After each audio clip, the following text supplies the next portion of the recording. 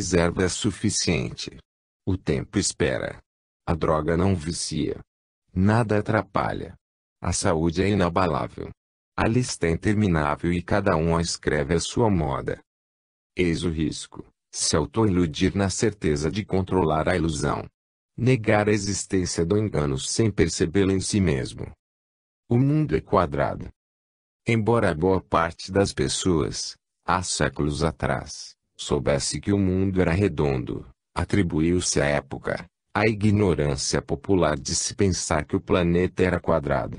Não obstante, é possível que incontáveis situações possam fazer do presente palco real de múltiplas manifestações de atraso. Observe-se com que convicção muitos acreditam naquilo que, à luz da coerência, poderia ser negado rapidamente, evitando, assim, arrependimento e perda de tempo no desenvolvimento. Se o ser humano crê que apenas o tempo se encarrega de resolver os problemas, confiar na opinião da massa ao invés de desenvolver o juízo próprio é melhor. As questões sociais dizem respeito somente aos políticos. A educação serve apenas para fins profissionais. Ganhar sem fazer nada é sinônimo de felicidade. Os outros é que são ruins. É normal dirigir embriagado ou agressivamente de vez em quando. Nada se pode fazer contra a miséria. Pouco se pode ajudar acerca da ecologia. Os filhos se educam sozinhos. Vence na vida quem engana e não é pego. A culpa é sempre de terceiros. Comer e beber exageradamente não faz mal, dentre outros exemplos. Então, o mundo, simbolicamente, é quadrado. Futuramente, entretanto, é bem provável que se ache um absurdo cada item aqui lançado para exemplificar os erros tão largamente empreendidos na vida contemporânea. É possível que se ache graça da atrasada mentalidade que um dia marcou tão desfavoravelmente a vida humana. Porém, ainda que tudo faça parte da aprendizagem e do desenvolvimento, é possível questionar com que velocidade se caminha se a lentidão se impõe. Ou, por outro lado, em condições bem adequadas, se houver maior aprimoramento de significativa porção da sociedade, quão mais longe se pode alcançar? Porquanto não é possível pensar qualquer avanço, acima da média, sem deixar de lado a fantasia de crer em milagres sem a devida obra. Sem se imaginar como parte da operação de mudança. Sem assumir definitivamente a responsabilidade pelos atos e suas consequências. Sem se esconder à sombra da infância, evitando o calor escaldante causado inevitavelmente pelo amadurecimento. Sem compreender que é fundamental investir muito em si, para oferecer, altruisticamente, muita ajuda a qualquer outra pessoa. E, finalmente, sem conhecer a si mesmo para identificar, sem engano, que há muito por melhorar continuamente, o mundo permanecerá quadrado.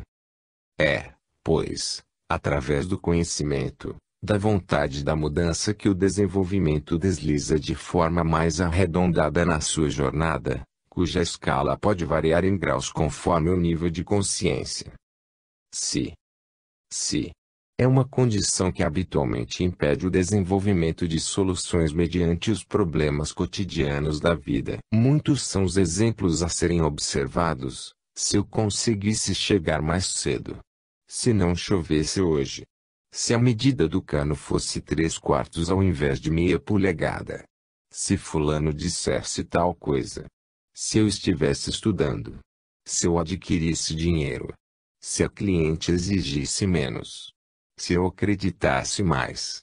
Se o ônibus passasse em determinada hora. Se não fosse tão difícil. Se o Brasil melhorasse. Se.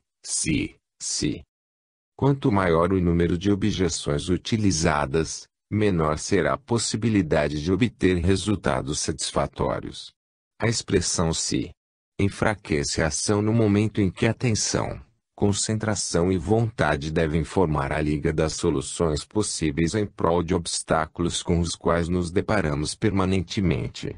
Se é a desculpa antecipada em relação à desistência de se tentar resolver uma dada questão. Por outro lado, se pode ser um momento de descanso, entre uma tentativa e outra. Nos esgotamos quando persistimos e não conseguimos os resultados necessários. E, por tal fato, um breve intervalo, sob a forma do si, vem a calhar. Contudo, ele é apenas um descanso intermediário e não a palavra final. Retomar o assunto e investir continuamente é o que torna possível o sucesso das realizações. Quantas vezes já usamos si para incontáveis situações? Fugimos da chance de provar a nós mesmos de que éramos capazes, e que nos faltava deixar de lado o si e resistir. Si acaba se tornando um hábito, que nos prende ao campo da ilusão, e rouba o ato da concretização, momento único de agir e conquistar. Quando nos deparamos com problemas que aparentemente demonstram não possuírem solução, é aí que reside a oportunidade de deixar de lado o si e encarar o desafio, avançando mais. Pense no quanto já desistiu toda vez que ficou preso ao si. Lembre-se de todas as vezes que você limitou uma resposta com o empobrecido si, e verificou que alguém foi além e fez melhor. Troque o hábito do si pelo do vou tentar. O poder da imagem para o sucesso das realizações. Ao fazer uma breve análise a respeito de várias coisas que já desejamos e as obtivemos, será fácil concluir que somos mais capazes do que supomos. Ou seja, há em nós uma imensa capacidade de concretizar desejos e planos que fazemos. Pena que agimos de maneira duvidosa em tantos outros casos. Tudo é possível. Todavia, é preciso consultar a própria experiência, confiando nela como guia para as novas possibilidades. Um exemplo clássico deste tipo de situação é quando desejamos comprar um bem que temos em mira, como uma televisão. Bem sabemos que nem sempre o dinheiro está disponível para que se entre numa loja de eletroeletrônicos, escolha-se o modelo que mais agrade e, finalmente, pague por ele. Via de regra, há contas que aguardam pelo seu pagamento, comprometendo o salário, prestação de casa ou aluguel, compras de supermercado, luz, água, etc. Mas mesmo assim, caso a vontade de possuir a televisão seja muito forte, embora a matemática financeira nos mostre ser uma situação impossível, damos um salto, superando-a. Pedimos para fazer hora extra em nosso trabalho. Aceitamos colaborar com trabalhos extras da vizinhança. Exigimos maior economia dentro de casa, evitando o desperdício. Cada centavo vale o seu real valor e, portanto, é somado a outros até formar uma nova e importante quantia e, desta forma, valoriza-se ao invés de desprezar o que outrora não despertava atenção. Nos motivamos a buscar mais dinheiro e a controlá-lo melhor. Cavamos daqui, apertamos dali. Ajuntamos e compramos o que queremos. O que era impossível torna-se possível. Ultrapassamos os limites daquilo que se mostrava limitante. Provamos possuir o poder de se realizar desejos, sonhos e planos. Para isto, dois aspectos importantes estão presentes neste fenômeno: vontade e imaginação. Um alimenta o outro. Enquanto se quer muito uma determinada coisa, seja um bem material, seja uma amizade ou um romance, imaginamos, por várias vezes, viver a situação de posse. Enquanto desejamos bastante comprar um bem, além de achamos os meios de pagar por ele, imaginamos possuí-lo, mostrando aos nossos conhecidos etc. Em outra situação, quando queremos nos aproximar de alguém para formar uma amizade ou construir uma vida amorosa, nos imaginamos conversando com esta pessoa, tocando-a, ouvindo-a, enfim, convivendo com ela. Tais imagens que fazemos através de nossos pensamentos, banhados pelas emoções, nos motivam, muitas vezes, a prosseguir na luta de se concretizar os sonhos e planos traçados. Então, o poder da imagem que criamos em nossas cabeças é forte o suficiente para nos motivar a empreender e a realizar o que pretendemos. Ele é fundamental neste processo de conquista porque nos dirige, por meio dos comportamentos, aos objetivos estabelecidos. Ele nos dá força e sustentação, mesmo diante de alguns empecilhos que se apresentam ao longo da jornada. Ou seja, criamos uma imagem constante dentro de nós que, apesar de tantas dificuldades, cremos mais na imaginação do que nos entraves. E, ainda, a nossa fé na imagem construída é superior aos obstáculos. Cria-se uma força poderosa através das imagens e aumentam-se as chances de se ter sucesso nas realizações. Contudo, em alguns casos não seguimos estes passos que nos conduzem ao êxito dos empreendimentos. Não cremos nas possibilidades, antes mesmo de se tentar. Fugimos da raia. Abandonamos o campo no primeiro tempo. Desistimos. É como se não existisse qualquer experiência anterior que nos comprovasse as glórias obtidas. Travamos e não reiniciamos. O medo e a descrença são maiores. Porém, se recorrermos às nossas memórias, detalhadamente, sobre como já superamos situações aparentemente impossíveis, podemos encontrar fôlego e nos motivar a iniciar uma nova conquista. Não há como apagar o que já foi um fato concreto, restando-nos a sua boa utilização para que troquemos o medo pela tentativa e a descrença pela fé. Recorrer às imagens poderosas das realizações é um recurso valioso. Ele está disponível em todos nós. Não é um privilégio de poucos. A imagem criada nos força a agir e a atingir objetivos. Não obstante, temos que tomar o cuidado acerca das imagens negativas que construímos. Elas nos dirigem à sua finalidade também. Se cremos que não será possível conquistar uma determinada coisa, assim procedermos com relação a ela, dificultando de diversas maneiras o seu sucesso. Não nos damos conta a este respeito porque não prestamos atenção. No entanto, temos uma escolha, desde que nos dediquemos a ela. Que escolha desejamos a nós mesmos? Crer no inacreditável.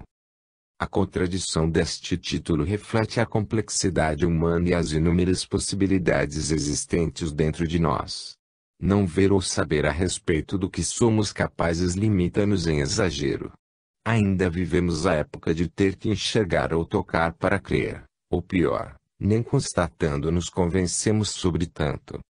Algumas vezes durante a nossa vida, somos tomados por uma forte sensação de poder interior. Então, nesta fração de tempo, sabemos claramente que há algo superior às nossas percepções e crenças. Entretanto, logo retomamos o lugar comum, esquecendo-nos rapidamente do que nos foi revelado internamente, tal e qual a brasa de uma lenha que dá o seu último estalo e se apaga. Adorável seria a chama do poder permanecer e nos acompanhar, ainda mais pelo fato de ela nos pertencer. Todavia, para usufruir tamanho poder requer alguns sacrifícios, dos quais, infelizmente, desejamos manter distância. São eles o conhecimento acerca do muito que somos e do pouco que utilizamos, a concentração, pois que somos dispersos e superficiais em nossos pensamentos, a prática firme e constante da crença neste poder, saber exatamente o que se quer, tendo objetivos claros a respeito, usando o arsenal de técnicas até aqui descritos. É importante lembrar que construímos tudo o que em nós se apresenta nos dias atuais, e levou tempo para ocorrer tal resultado. Modificar-se, e caminhar em uma nova direção exigirá um prazo também, não tão extenso, contudo necessário, para que se processe a transformação que cada um deseja para si próprio. Os nossos pensamos, já bem condicionados, lutarão contra, fazendo-nos crer que o que somos é só o que nos é possível ser. De fato, é uma verdade incontestável, caso nos mantenhamos na mesma posição. Se quisermos ir alguma direção diferente da que estamos indo, precisará, naturalmente, que modifiquemos o rumo, para então, encontrarmos novos caminhos e resultados. Crer no inacreditável faz parte da nossa jornada. Crer no inacreditável é fazer uma aposta na crença das possibilidades. Crer no inacreditável é dar vida a algo anteriormente morto. Qual é o nosso valor?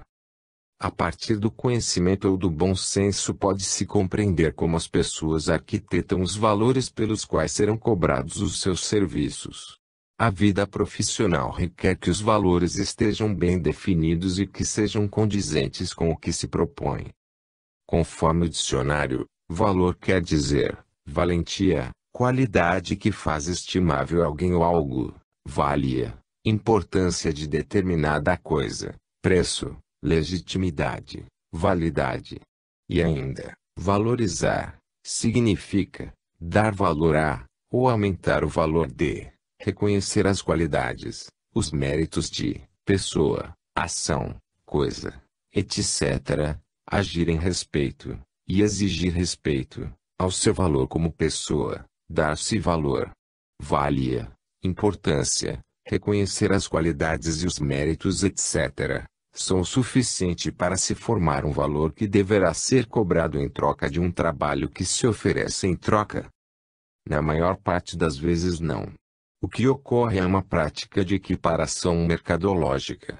Procura-se conhecer o valor mais baixo, o mais alto e a média, para que sirva de referência, e então, assim se procede, copiando. Para muitas pessoas estes valores já definidos não alcançam o que elas entendem sobre o valor do que é oferecido.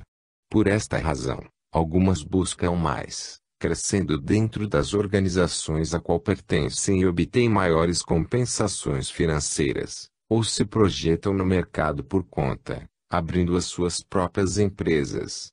E há, ainda, os profissionais liberais, médicos, advogados, psicólogos, etc., que seguem alguns valores estipulados pelas suas entidades de classe, conselhos, sindicatos, etc., e outros que adquirem um status de fama e reconhecimento, credibilidade, e, portanto, determinam os aumentos de valor a ser cobrado de seus pacientes ou clientes. Assim funciona a formação de valor, via de regra.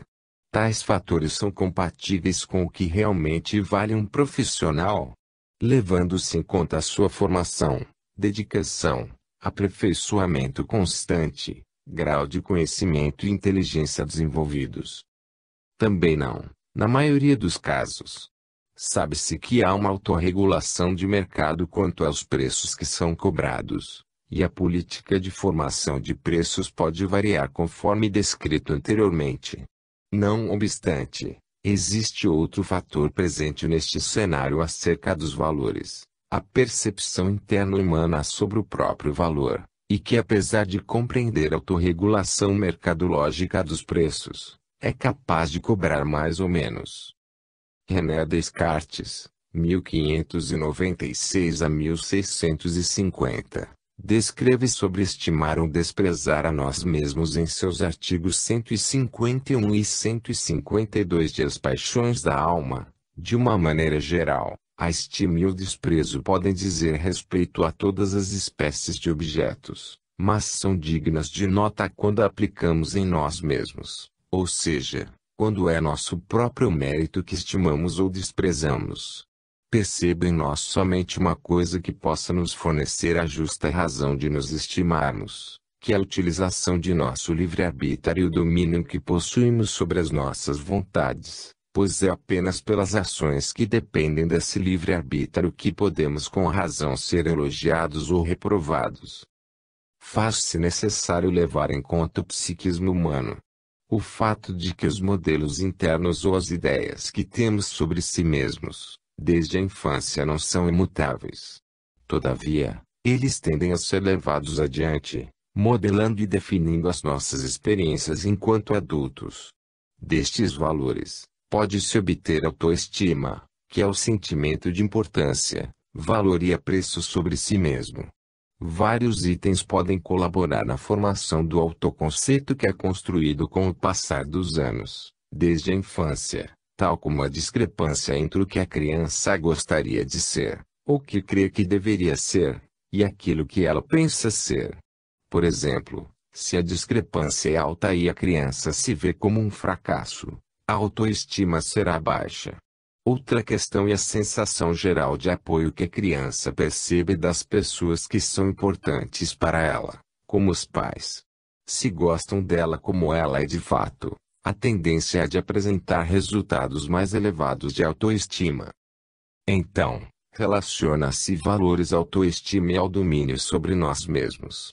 Um bom autoconceito acerca de si próprio é capaz de propiciar um bom valor a ser cobrado mediante algum serviço oferecido.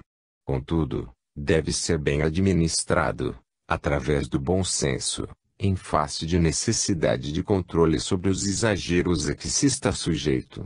Ou seja, somos livres para cobrar qualquer valor, porém, a autovalorização e a autorregulação de mercado merecem ser tratadas com equilíbrio. Do contrário, corre-se o risco de os méritos serem interpretados de forma negativa pelo demérito ou abuso, e, consequentemente, dificultar os negócios em virtude da redução de pacientes ou clientes. O nosso valor, portanto, diz respeito à aceitação de si mesmo, o autoconceito mais real possível, capacidades disponíveis em desenvolvimento a serem empregadas na solução de problemas ao qual nos prontificamos a resolver, avaliação sobre os valores que o mercado paga, com foco na própria área de atuação, liberdade e controle sobre as ações que temos, formação de preço equilibrada. Estes fatores devem estar presentes quando formamos os valores sobre o que cobraremos por algum trabalho que se ofereça para outra pessoa. O nosso valor está relacionado às questões externas, mercado, e internas, principalmente, autoconhecimento e autoestima. As pessoas compreendem e pagam por um serviço bem realizado, cujo preço demonstra ser justo. O nosso valor é resultado da dedicação, avaliação e ação do quanto cobramos e ficamos satisfeitos com isso. Valorize-se. Ser para ter. A felicidade não provém de terdes muito, mas sim, de serdes muito. Pois sendo muito, evidentemente, possuireis tudo o que desejardes. Com esta frase brilhante de Lourenço Prado, um estudioso do psiquismo e do desenvolvimento humano, pode-se refletir sobre o tipo de objetivo que as pessoas têm ao longo da vida. É possível almejar situações distintas, ter ou ser, e ainda, ambas. Via de regra, boa parte da população deseja ter coisas de um modo geral. E, para tal, despende-se uma enorme quantidade de energia, haja vista os esforços que são necessários para se concretizar os desejos frequentes de consumo. No entanto, quando a pessoa possui conhecimento, experiência e sabedoria, torna a aquisição das coisas em geral muito mais fáceis. Ou seja, quanto mais somos, inteligência e aplicabilidade da mesma, melhor planejamos e obtemos os resultados do que pretendemos na vida. E, aqui especialmente, incluem-se outros tipos de aquisição, além dos objetos: amizade, simpatia, adaptação, compreensão, admiração, etc. Para tanto, precisamos muito mais ser do que ter. À medida em que se avança nesta direção, cada qual à sua maneira, faz-se mais portas se abrirem. As pessoas que crescem em ser são percebidas em virtude de sua atmosfera atraente. Assemelham-se a um imã, cujo magnetismo atrai e prende. Desta forma, o seu jeito diferente de ser cria novas formas de se relacionar e, consequentemente, amplia-se as chances de ser mais bem aceito e admirado. Ser é um estado que dá trabalho também, todavia vale qualquer esforço, uma vez que se adquire algo permanente, e não passageiro como os objetos. Assim, tem-se um tesouro que atrai outras riquezas, com solidez e segurança. Além, é claro, de aumentar o desenvolvimento pessoal, a autoestima, o poder social, etc. Deseja as duas condições para si próprio, priorizando o que fundamenta a ordem das coisas: ser para ter. Somos o que pensamos ser. E disse Deus: façamos o homem à nossa imagem, conforme a nossa semelhança, e domine sobre os peixes do mar, e sobre as aves dos céus, e sobre o gado, e sobre toda a terra, e sobre todo o réptil que se move sobre a terra. Gênesis 1:26. Os nossos pensamentos têm poderosa força e são eles que colaboram ou não na elevada realização de nossa vida. Para uma mudança mental positiva é necessário extrair o que há de negativo em nossa mente dia após dia, pondo em seu lugar o que há de realmente positivo na construção de verdadeiros objetivos. Confiante que a natureza raramente falha, os resultados demonstrarão uma mentalidade favorecedora, cuja estrutura foi formada por pensamentos construtivos, podendo assim, plantar o que quiser.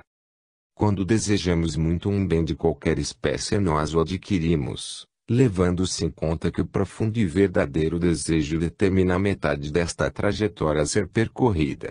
Querer de verdade e não apenas desejar superficialmente.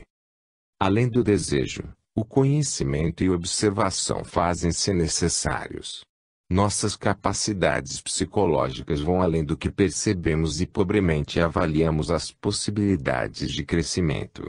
Crê-se que o destino limitante é inevitável, dificultando assim a busca por uma forma de se viver cada vez mais em plenitude.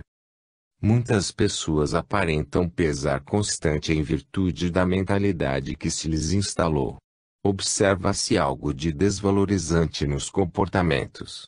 Há um estado de eterna fragilidade que aguarda o amparo. Ficar apenas se lamentando da má sorte é sofrer ainda mais. Esperar pelo milagre é somar frustração ao desespero, diferente de se ter fé para alimentar a perseverança. Como esperar uma colheita sem ao menos ter plantado? E, pior, usar as sementes da pior qualidade será inevitável colher frutos ruins. É lei da natureza retribuir ao bom plantio com o melhor resultado, indo às vezes além das nossas expectativas. Necessário se faz, com muita vontade e persistência, deixar o mau hábito de maldizer a tudo, coisa que retarda o desenvolvimento. O ardente desejo de melhorar e o reconhecimento do próprio estado faz parte do trabalho a ser realizado, com a finalidade de trocar o tipo de hábito mental. É preciso compor novos objetivos à vida, reais e profundos. Aquilo que verdadeiramente toca a essência, no íntimo. Deve-se dedicar muita concentração aos novos passos dados, fazendo um levantamento acerca de tudo o que se pensa, requerendo honestidade e paciência para consigo mesmo. Não é fácil aceitar os próprios erros. Lembrar-se que cada pensamento é parte do todo mental. Logo, será desejável que esta parte integrante seja positiva, é claro. A meta é transformar o negativo em positivo, alertando que este processo ocorre cotidianamente. Da mesma forma que leva o tempo para edificar o negativo, assim também ocorre para o positivo. Contudo, é suficiente iniciar esta verdadeira revolução interna para se obter as primeiras e gratificantes sensações. A natureza nos é o grande exemplo para observação, plantio a colheita. Se plantarmos batata, será batata que colheremos, não adiantando se lastimar, tendo, por engano, plantado uma coisa e desejar colher outra. Por exemplo, beterraba. Para tal, plantasse beterraba. Percebe-se que o terreno mental funciona de forma similar. Se plantarmos o negativo, o colheremos. Plantemos o positivo para uma colheita favorável. Deve-se dar maior concentração a estes pensamentos para que se transformem em hábito. Caminhar cegamente já ocupou tempo demasiado. Conforme observamos e dirigimos os pensamentos, nós os tornamos parte de nossa personalidade, expressando-a externamente através dos nossos comportamentos ou jeito de ser. Cabe ressaltar a importância de se manter em exercício tais atividades, uma vez que a continuidade é quem pode trazer os resultados que tanto se deseja. Pois, não perde a robustez ou porte atlético aquele que não mais se exercita. Capacidade para superação de problemas e crescimento nos foi dada ao nascer. Eis a justiça das possibilidades que habita a nosso interior, dependendo de como e até onde queremos ir, com fé, conhecimento e persistência. Este poder nos foi concedido pelo Criador, o qual nos concedeu vida à sua imagem e semelhança. Somos o que pensamos ser. Portanto, o que desejamos para nós. Libera sua motivação. Uma das maneiras de se compreender a motivação é relacioná-la à autonomia do pensamento e da reflexão crítica e, consequentemente, da maior liberdade de ser e agir. Trata-se, afinal, de um processo psicológico que interage com o meio social. Isto é, se o ser humano deposita o desenvolvimento da sua motivação na figura de outrem ou de uma dada circunstância e não a assume como uma responsabilidade pessoal, percebe-se em tal atitude dependência e limitação. Vale ressaltar que nos influenciamos mutuamente ao estimular a motivação. Contudo, ela só se desenvolve por meio da permissão íntima, consciente ou inconsciente, e, portanto, é intransferível por seu caráter particular. Há 3 aspectos maléficos que merecem atenção nessa análise: a falta de conhecimento sobre o tema, a herança socio-histórica acerca da dependência e submissão e a acomodação natural existente em nossa espécie animal. Segue-se então que o antídoto a ser prescrito é composto de saber, libertar e agir. Quanto mais o homem conhece a si mesmo, tanto maior é a sua chance de evoluir e fazer melhores escolhas durante a vida. Quanto melhor escolher, tanto menor será a sua dependência exterior a questões que lhe são interiores, como a motivação. Por conseguinte, conquistará mais independência e interdependência ao formar parcerias motivadoras que prezam dar e receber com maturidade, equilíbrio e justiça. Todavia, para alcançar uma dimensão de maior autonomia é essencial que se concentre uma parte dos esforços no rompimento dos elos da corrente histórica que se mantém presente até o momento. A monarquia que ajudou a construir a personalidade e o perfil brasileiros, escravidão, subserviência e passividade profundos, acabou há considerável tempo. Mas as suas articulações psicológicas ainda reinam sobre incontáveis súditos contemporâneos. O modelo de educação ancestral transmitido permite tal manutenção, estendendo boa parte desta aprendizagem ao século XXI. Os pais ou pessoas próximas com as quais mantemos contato desde a infância nos bombardeiam, sem que percebamos, eles próprios sequer fazem ideia, de impressões e convicções que estimulam a dependência e a contenção do uso da motivação, elemento poderoso se bem desperto e direcionado. Eis alguns exemplos usados comumente: quando arrumar um emprego não abra a boca. Cuidado com o que você pensa. Manda quem pode, obedece quem tem juízo. Mais vale um pássaro na mão do que 2 voando. Entre outros. Assim, vestimos máscaras sociais restringentes não apenas em nome da necessidade de sobrevivência, mas, sobretudo, em face da falta de liberdade autoimputada. Entretanto, sem que se perceba, somos coniventes com tal situação aprisionadora, haja vista ser conveniente não ter de pensar a respeito, pois dá trabalho e nos colocaria cada vez mais frente a um paradigma bastante revelador. Somos responsáveis pelo estado de nossas vidas. Recebemos pelo que fazemos. Deixar por conta da sorte pode resultar miséria. Tais ideias não são inovadoras. Elas se encontram claramente expostas na Bíblia Sagrada, em Mateus 7,7. Pedi, e dar-se-vos-á. Buscai, e encontrareis. Batei, e abrir-se-vos-á. Sob tal perspectiva, resta-nos empreender e assumir cada pensamento e ato, e mais, enfrentar as suas consequências ao invés de se esconder na sombra de ilusórias justificativas. É uma situação cômoda. Mas hoje é percebida uma inquietação. Um incômodo revela-se em uma parcela da população, esboçando um importante despertar que demanda transformação. É hora de esforço, de mudança e maior propriedade sobre si. A motivação pode ser liberada das amarras impostas pela nossa permissão inconsciente se dermos o passo na direção que nos permita ampliar a consciência e desenvolver. É uma decisão singular. Você está disposto? Os rumos da vida.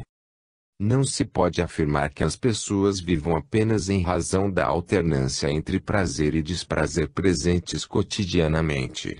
O ser humano não é uma máquina que se submete mecanicamente aos estímulos que lhe chegam com um painel de botões que pode ser acionado, e pronto. A coisa não funciona assim, ela é mais complexa.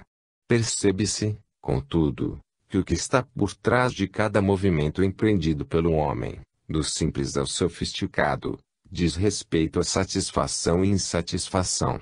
Desde o despercebido ato respiratório até desejo consciente de manter-se evoluindo espiritualmente, os passos dados em cada direção são fruto ora da fuga ao desagrado, ora da busca pelo agrado. Então, ainda que de forma indireta, o prazer e o desprazer não arredam o pé das decisões que afetam o destino de cada um. Ou seja, eles podem não agir diretamente e até se manterem escondidos no psiquismo, mas, no fundo, dão as cartas na maioria das vezes, causando impactos de origem tanto consciente quanto inconsciente. Há momentos em que sequer se sabe de onde se originou uma dada decisão, gerando surpresa e estranhamento. Porquanto a vida nos faz transitar por estradas asfaltadas e bem conhecidas, e, por vezes, nos leva a picadas tão esquisitas que até Deus duvida.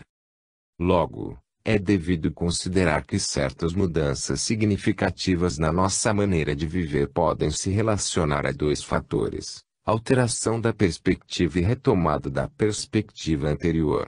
No primeiro caso, sofre-se uma mutação na maneira de se enxergar o mundo e então a vida é direcionada a novos horizontes favoráveis ou não.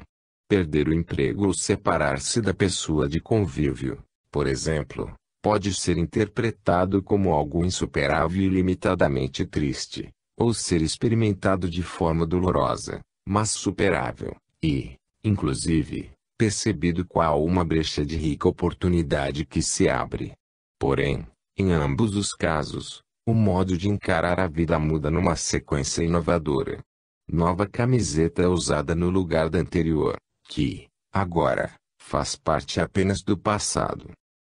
No segundo caso, não ocorre tal continuação inovadora. É possível que a pessoa resgate o seu antigo jeito de enxergar o mundo. Por razões íntimas, suprimiu-se uma perspectiva e apostou-se noutra, e através desta última caminhou-se convenientemente até esbarrar na sua frustrante insuficiência. Ao invés de inovar mais largamente, reassumimos comodamente uma posição anterior, ainda que esta, suscetível a mudanças também, esteja um pouco diferente daquilo que fora um dia. A velha e ainda mais desbotada camiseta, guardada no fundo da gaveta, volta a ser vestida no presente, no lugar da outra que lhe sucedeu um dia. Assim, o motor da vida, avançando mais ou menos, às claras ou não, demonstra funcionar por causa do prazer e desprazer relacionados ao que se percebe particularmente do mundo e o que dele se consegue extrair mediante as necessidades e desejos existentes.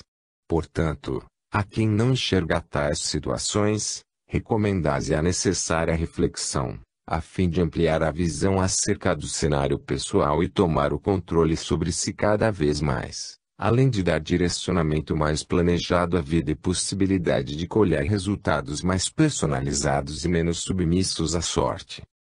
A motivação que supera os obstáculos.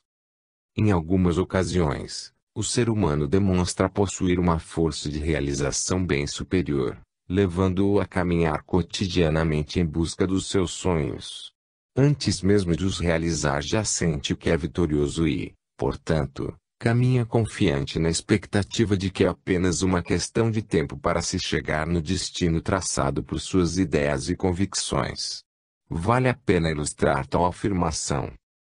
O relato a seguir é de um vendedor de consórcio, narrando enfática e seguramente cada palavra acerca de sua história e objetivos de vida. Eu já trabalhei 4 anos como ajudante de cozinha e 1 ano e meio como garçom. Já carpi em roça de milho e colhi café durante algum tempo. Na minha infância, ouvi outras crianças falarem: esta camiseta que você está vestindo já foi minha. Hoje sou um ótimo aluno do colegial e faço cursinho para prestar o vestibular de uma universidade do governo. Farei uma poupança para me sustentar durante o período de faculdade até conseguir a ajuda da bolsa pesquisa. Depois faço o meu currículo e levo para uma firma multinacional. As adversidades da vida me fazem ir para a frente. Quanto mais difícil, melhor. Tenho 22 anos. Neste caso, os obstáculos que a vida oferece se tornam a força motivadora que impulsiona o sucesso. As bases motivacionais presentes neste jovem, desde bem pequeno, são o orgulho sobre si mesmo, sair de uma condição inferior social e alçar voos ousados na conquista de novos horizontes e aproximar-se do sucesso.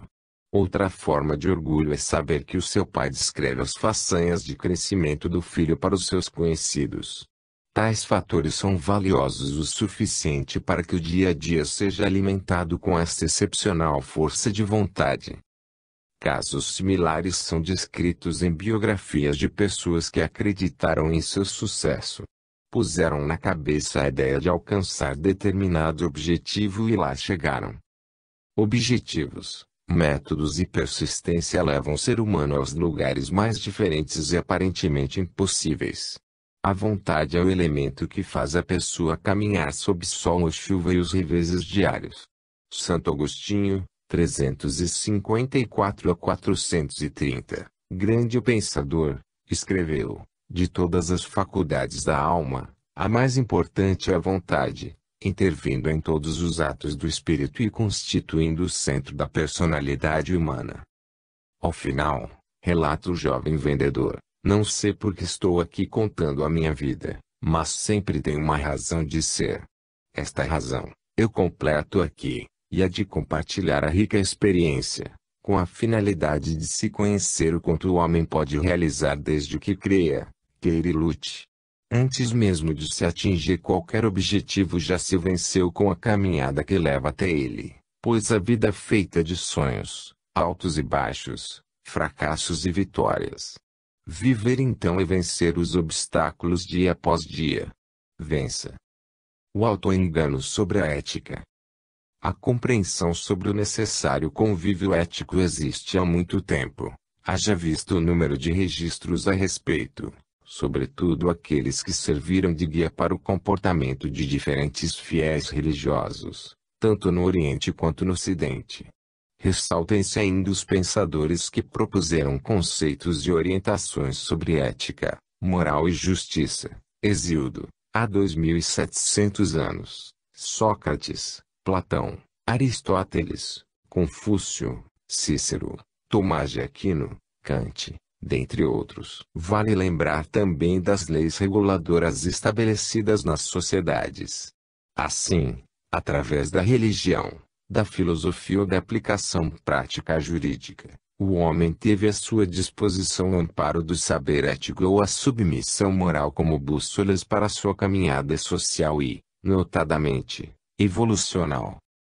Logo, do ponto de vista do saber e da experiência, há conteúdo de sobra na escola histórica que tenta formar pessoas de caráter com o propósito de balancear interesse pessoal e coletivo. Ainda que se considere o baixo nível de consciência presente na escala de desenvolvimento do ser humano, sem, contudo, ignorar o autoengano, elemento primitivo do processo psíquico cujo objetivo é transformar fatos reais dolorosos em tranquilizadoras, porém distorcidas percepções, a fim de entorpecer o mal-estar decorrente do conflito interior estabelecido entre saber o que é certo e o agir no sentido contrário. Em outras palavras, aquele que comete uma injustiça, pode, autoiludidamente, ajustar a sua compreensão a respeito, dando-lhe um revestimento fictício mais aceitável psicologicamente. O pesado chumbo ganha leveza e nova coloração rosa através da artimanha inconsciente. O erro passa a ser considerado acerto. É o autoengano sobre a ética. Entretanto, o que deveria ser breve, enraiza-se. O sistema psíquico defensivo considera a realidade um inimigo perigoso e mantém seu escudo erguido por tempo indefinido ao invés de apenas agir temporariamente. A ignorância supera o fato e impede o desenvolvimento. A escuridão serve como esconderijo, mas dificulta o acesso à luz. A cegueira reina achando-se o clarão do reinado. O auto-engano se processa por via inconsciente, levando o seu autor a crer na mentira maquiada de realismo construída no subsolo do seu psiquismo, aliviando-lhe o pesar e a dor causados pelos erros cometidos, os quais podem atormentar-lhe brutalmente se enxergados em níveis de maior consciência. É doloroso crescer, e assim torna-se tentador manter-se na infância, ou explicando melhor, no primitivismo da curva de crescimento da espécie. Mas o que também não se enxerga é o que está mais além, o ganho que se obtém. Pudera antever o benefício a que tem direito, o homem mudaria radicalmente a sua postura ante o progresso que tanto evita. Tal como o cientista que crê nas suas hipóteses e trabalha arduamente, torna-se recompensador o êxito alcançado, mesmo que se tenha pisado em terreno desconhecido durante longo período da penosa jornada. Mas é somente pela reflexão que se pode ampliar a consciência sobre a ética. Ignorância emocional e injustiça. Não é novidade tratar sobre a justiça. Ela foi tema de consideráveis discussões filosóficas através de Hesíodo, Sócrates, Platão e Aristóteles, pensadores precedentes era cristã, iniciada com o alto pedido de alteração do olho por olho, dente por dente, do Antigo e enraizado Velho Testamento, pelo faça ao seu semelhante aquilo que deseja para si, de Jesus. Ou ainda, por meio das afirmações contidas no Corão, livro sagrado dos muçulmanos, aquele que fizer um bem, quer seja de um peso de um átomo, vê-lo-á. E aquele que fizer um mal, quer seja do peso de um átomo, vê-lo-á. Posteriormente, outros pensadores também se lançaram à reflexão do assunto. Ou seja, sempre se considerou, com relevância, a ponderação acerca da conduta humana na convivência social, associando-se a tal empreendimento, a elaboração e aplicação das leis reguladoras. No entanto, por que tal informação soa irrelevante se nos deparamos frequentemente com a injustiça? De que adianta soprar a pequena brasa em meio a um monte de cinzas? Corrupção, comportamentos injustos e aflição atestam inequivocamente o atrasado grau de desenvolvimento humano. Causas variadas são sugeridas como forma de se avaliar as razões que originam tal fenômeno: safadeza, ausência da estrutura familiar e da educação na formação de algumas pessoas, impunidade, exemplos de má conduta sobrevindos de figuras representativas da sociedade, miséria, baixa distribuição de renda, etc.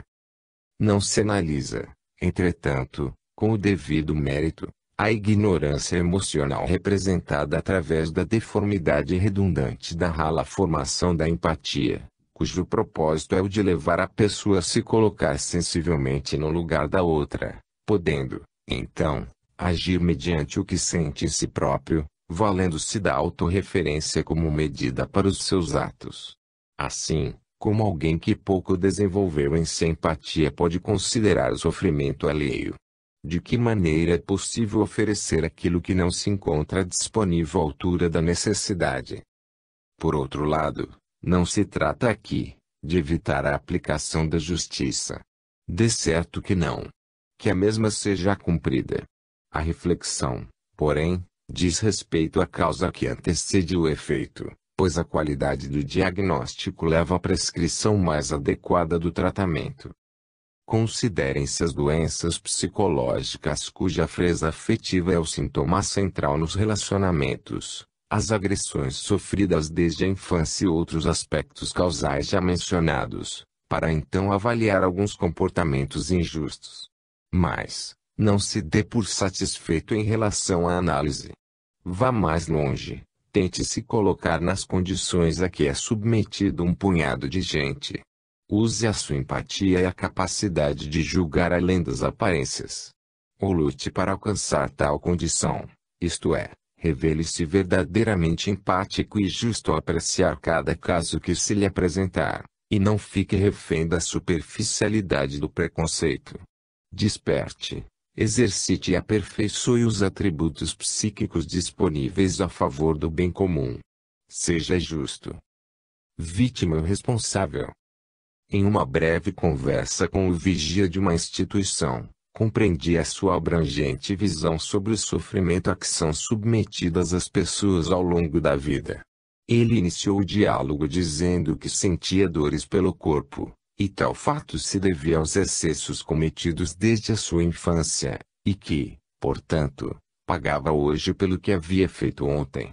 Ele assumia calmamente a responsabilidade de seus atos. Acrescentou que não tinha dó das pessoas quando as via sofrer porque, segundo o que observou durante anos, tais aflições diz respeito ao que cada um tem de pagar pelas coisas feitas.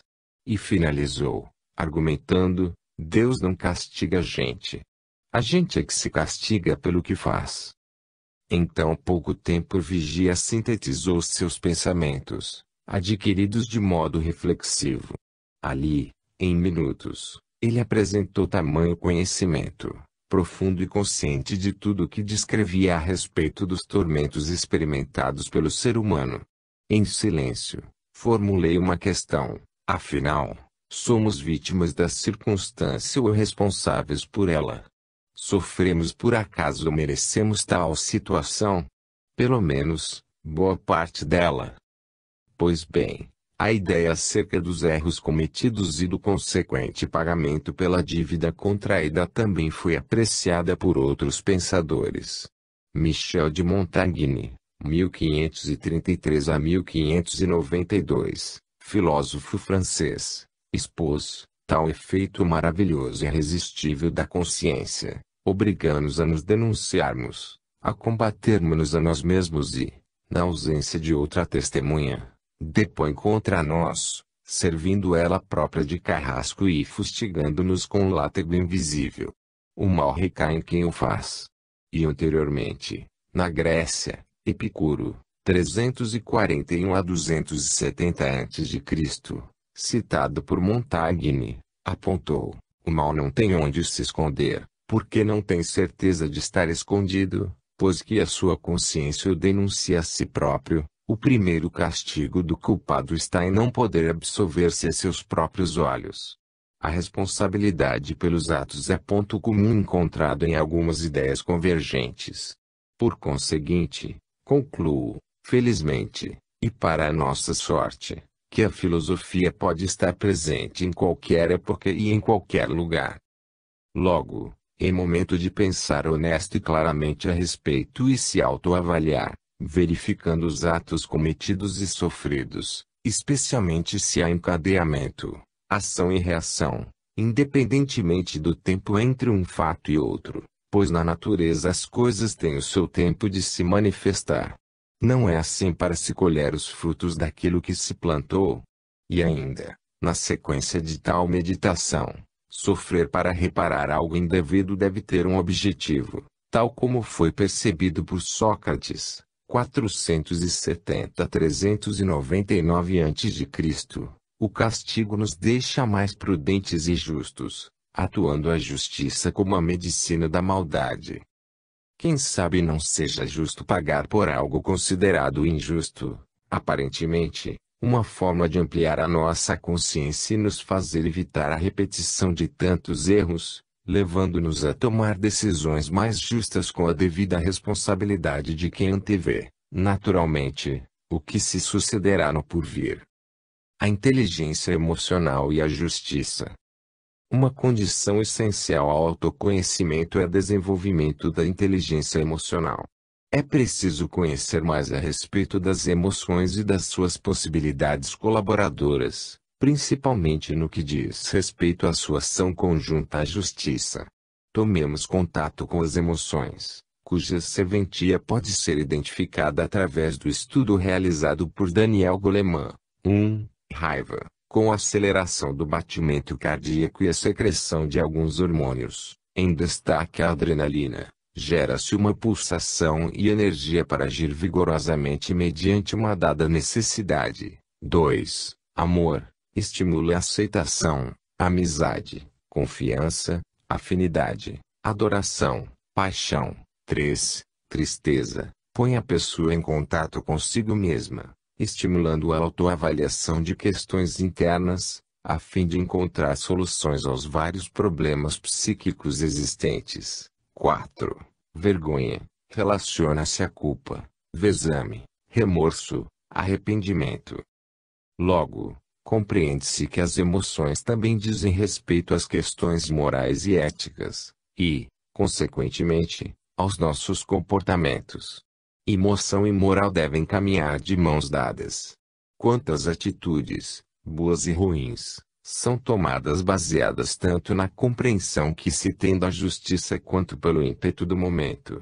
Conforme uma se sobrepuja à outra, considerando-se o controle que se possui sobre as emoções, obtém-se um determinado resultado.